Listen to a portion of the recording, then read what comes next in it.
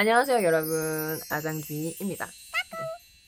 오늘 토요일인데 하루 종일 비가 오고 있어요. 원래는 이제 토요일날 막 여기까지 아무것도 없이 쉬는 날이 별로 없어서 뭐 사실 아무것도 없진 않았어요. 오늘 이렇게 가족 중에 생일인 사람이 있어가지고 식사도 하고 오고 그랬는데, 그래서 이제 뭐 식사 다 맞춰봤자 이제 점심 식사 있어서 한 3시 정도에 이제 모든 스케줄이 끝나가지고 친구도 만나고 싶고 아니면 여자친구도 만나고 싶고 그랬는데, 이제 막 하루 종일 비가 오니까 좀 나가서 놀기가 그런 거예요. 그래서 이게 집에 갇혀가지고 있는데, 어머 세상에 외로운 거예요 조금. 외로운 느낌이 들더라고요. 근데 이제 외로워가지고 약간 처져서 좀 꿍해 있었어요. 알 수 없는 무언가에 토라져서 아무래도 모르겠어요. 뭐에 토라졌는지 잘 모르겠어요. 근데 약간 이런 외로움을 주는 내 뇌에게 토라져 있는 걸까? 어쨌든 잠깐 토라져 있었는데, 근데 생각해보니까 사람이라는 게 이제 세상과 내가 알고 보면 분리되는 개체다라는 것을 인식하고 성장하면서부터 뭐 정말 다른 사람이랑 삶았대고 애정을 엄청 확인하고, 그래서 마치 분리되어 있어도 합일된 존재들 같이 어떤 연결감을 느끼고 하는 일보다는 사실 인생 길게 보면 혼자 있을 때가 더 많잖아요. 독수 공방하고 있을 때가 더 많잖아요. 아니면은 이제 막 그룹 지어 있어도 나 혼자 외로움을 느끼고 있을 때, 나라는 존재가 왠지 저들과 통하지 않는 것 같아서 외로움을 느끼는 시간들이 더 많잖아요. 그래서 이렇게 일일이 외부적인 상황들로 인해서 외로움을 느끼고, 외로움까지 느낄 수 있었는데 외로움을 느껴서 이렇게 처져 있는 게 나에게 과연 건강할까?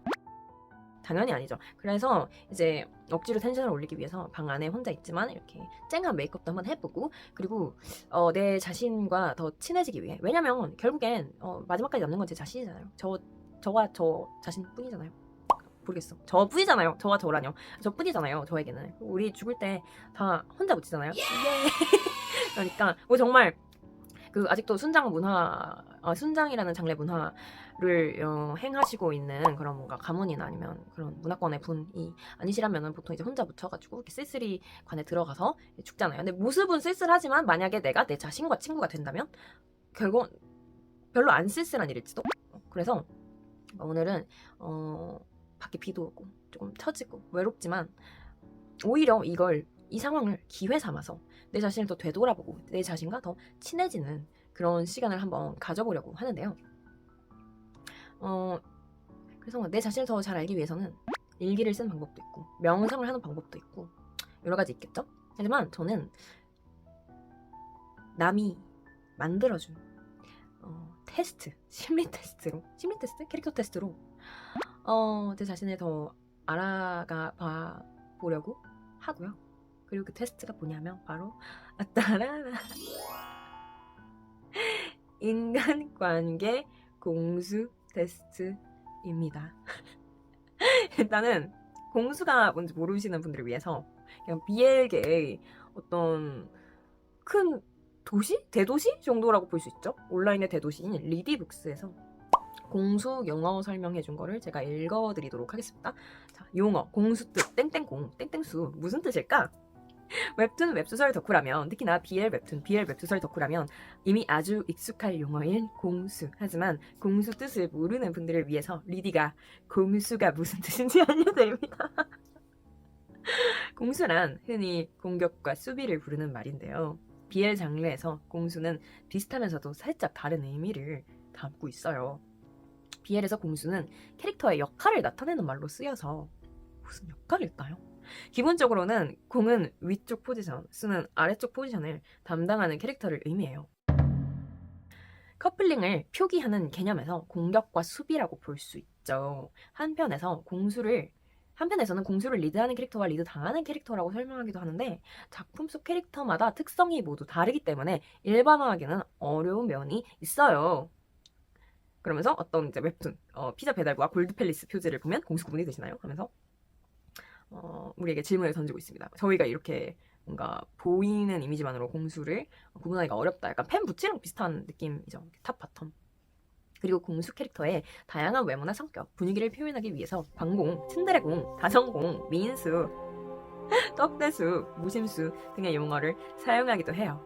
이렇게 다양한 공수 캐릭터가 등장하는 BL툰, BL 소설을 리디에서 만나보세요. 이렇게 공수 용어 설명이 되어 있는데요. 맞습니다. 제가 알기로는 이제 약간 성소수자 관계 속의 탑, 부츠팸 이런 것들을 표현하기 위한 근데 이렇게 약간 창작된 픽션 세계에서 약간 그렇게 현실과 완전히 닮지는 않았기 때문에 대체제로서 사용하기 위한 단어가 공수인 것 같아요. 공 쪽이 탑이고 수 쪽이 바텀인 거죠.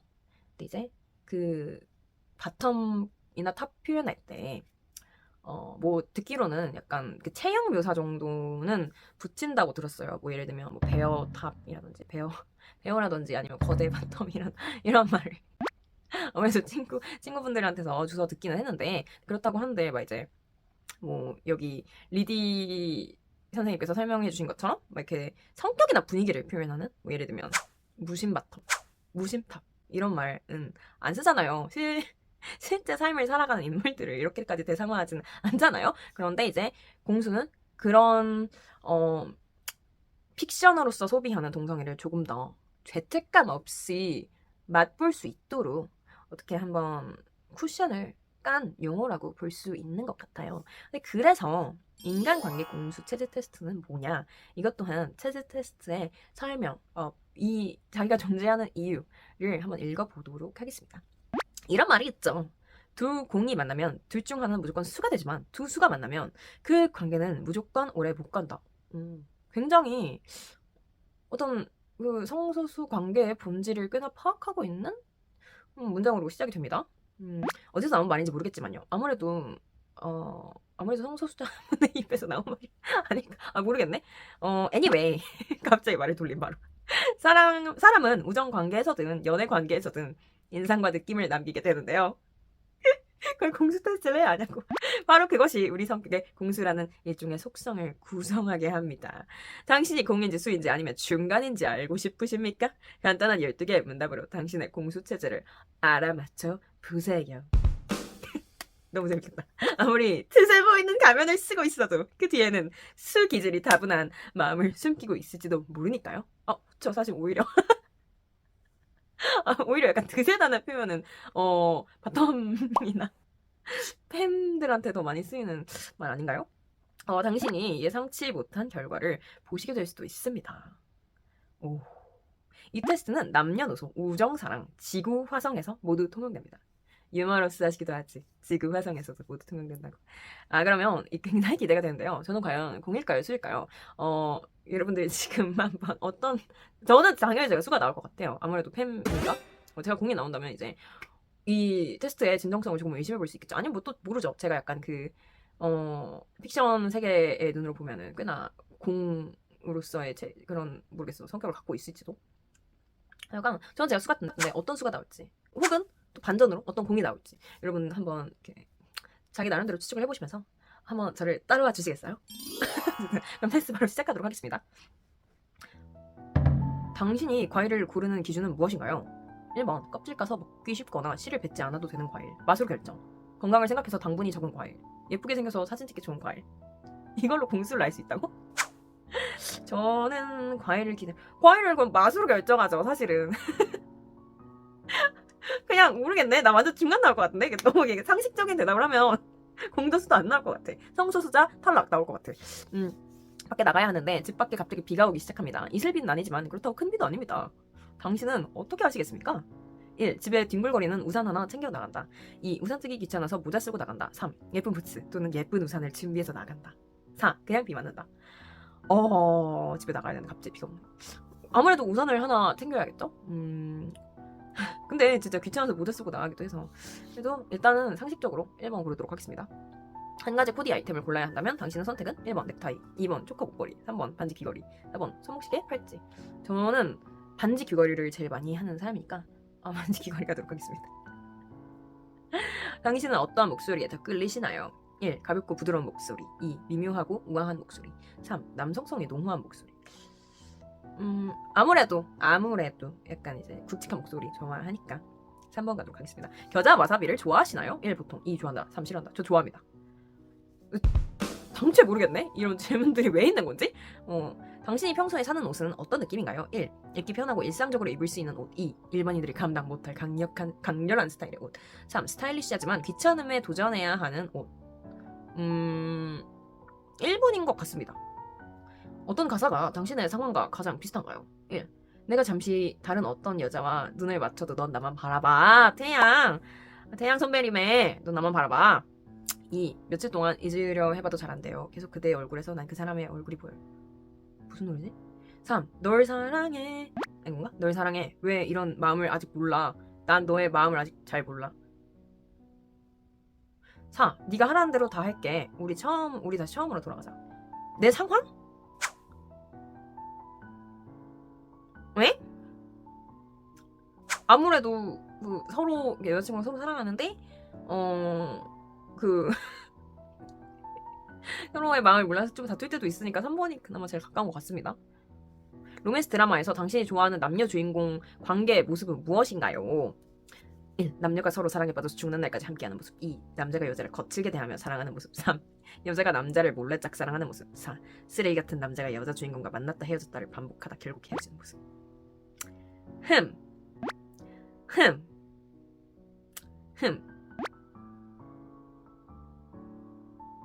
1번. 귀찮다는 요소를 배제하고 좋아하는 감정만 생각했을 때 당신은 어떤 동물을 가장 키우고 싶습니까? 어머. 귀찮다는 요소를 배제하고요.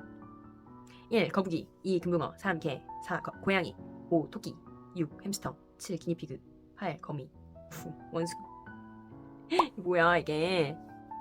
이 뭐랄까 태조 이성계 같은 질문은 뭐지?